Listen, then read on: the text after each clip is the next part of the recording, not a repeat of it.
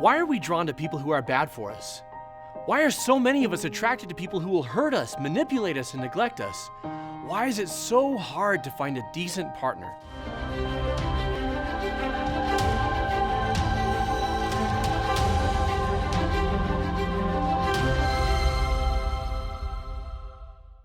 I'm Jonathan Decker, licensed therapist.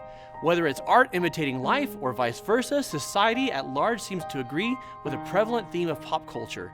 Nice guys and good girls are boring, while bad boys and girls gone wild are attractive and exciting. Allow me to challenge this frothy fiction with a dose of reality. There is nothing more attractive than someone with a strong conscience. Of course, you probably want someone who treats you well, but the options seem to be bad boys and wild girls, safe options who act entitled to your love just because they're nice, and boring, vanilla people. Isn't there any way to find someone exciting who isn't a narcissist, emotionally abusive, manipulative, or neglectful? How do you find a decent person who isn't also boring or pushy? How can you tell the good ones from the wolves in sheep's clothing? I'm gonna tell you right here, right now. But first, I have one simple ground rule for dating well. You're gonna wanna write this down. Grab a pen, type it into your phone, but write this down somewhere because it can change your life forever. You ready? Integrity is hot.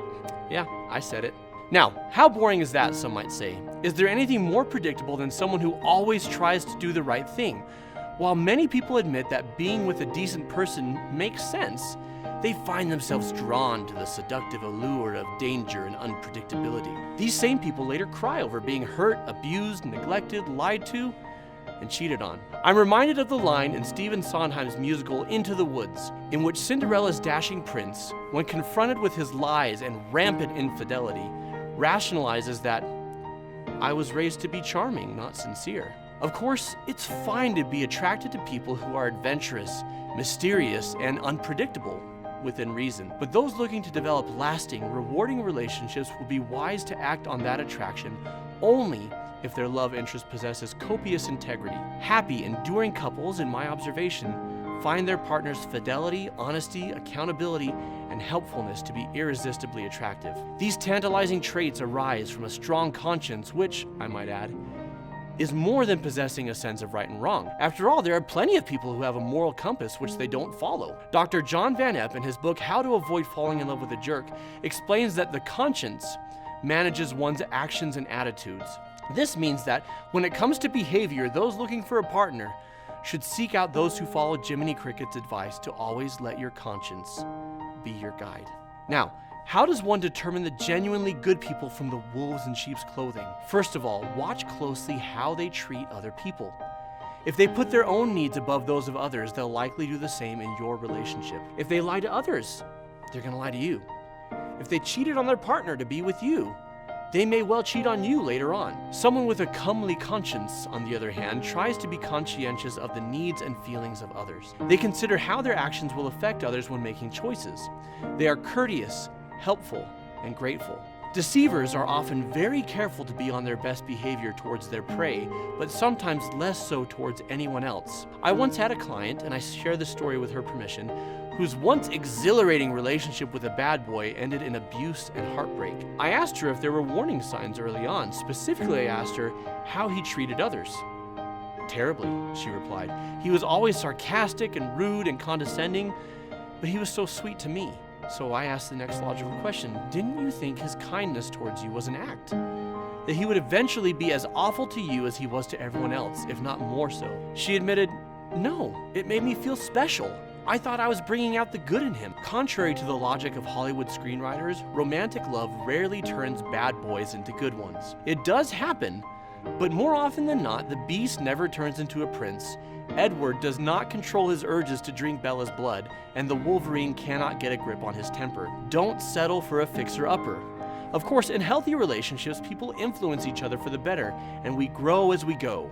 We shouldn't expect perfection, but neither should we expect major problems to be ironed out by the power of our love. It's far better to choose a partner who can already swim than to be an emotional lifeguard to someone who drags you down under with them. While men's ubiquitous pop culture character arc is from bad to good, that of women goes in the opposite direction. This is exemplified by Rihanna's album Good Girl Gone Bad, how Miley Cyrus went from Hannah Montana to Wrecking Ball, and Sandy's abandonment of poodle skirts in exchange for cigarettes and tight leather in Greece. This objectification disguised as empowerment betrays the truth that Girls Gone Wild should be renamed, as joked in the TV series Arrested Development, as girls with low self-esteem. Casual sex and broadcast sexuality may seem exciting, but they're often indicators of insecurity and desperation for connection, traits which all too often can lead to ruined relationships.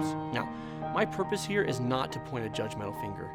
Men and women who act in the ways described above can change and have stable, healthy, meaningful relationships. That said, it isn't your job to change them. It's theirs and theirs alone. If you're single, avoid the risk of getting involved with someone who doesn't recognize and follow their inner moral compass, keeping in mind that who they are now is more important than who they may have been in the past. Remember that there is nothing more alluring than someone who is faithful and honest, not to mention that intimacy is more gratifying in the context of a healthy, committed relationship. If you're currently involved with someone who's made serious mistakes, you can gauge the sincerity of their apologies by their efforts to correct the behaviors. Remember, there's no better apology than changed behavior. Some relationships come back from major problems happier and stronger than ever, but only if both partners are willing to make changes, work hard, and be accountable and forgiving. Without these conditions, the relationships can never thrive.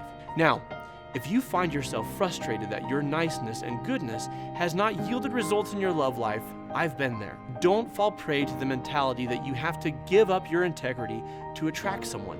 It leads to ruin more often than not. That said, neither should you believe that anyone owes you their affections or even a chance at them simply because you are nice and reliable. Everyone's heart is theirs to give at their own discretion and cannot be demanded. People are attracted to bad boys and wild girls in part because of their confidence. It's often arrogance or overcompensation masked as confidence, but people are drawn to it nonetheless. Sadly, men and women of integrity sometimes lack confidence for whatever reason, which makes dating difficult. However, if you allow your confidence to spring from right action, such as helping others, active self-improvement, and following that inner moral compass, you can be satisfied with your life even if you are romantically alone. This will give you the confidence to wait for someone who will treat you well instead of settling. Remember, if you're afraid of drowning in a sea of loneliness, you'll grab hold of whatever slimy piece of driftwood that comes floating along. You've got to be able to swim on your own. Following your conscience, if done genuinely instead of out of self-righteousness or self-superiority, can help you have the confidence to form lasting relationships in the future and to be happy right now. Now, I want to hear from you down below in the comments. What are the qualities you are looking for in a partner? What traps have you stepped in that you want to help others avoid? Or if you have questions for us about dating well and choosing a good partner, let us know in the comments below and we'll address them. If you enjoy what we're doing here, please hit the subscribe button and the bell so that you can get our new videos. Here at Mended Light, we're invested in helping you heal yourself so that your light can shine to the world, so that you can be the happiest, best version of you. I'm Jonathan Decker, licensed therapist, and I'll see you next time.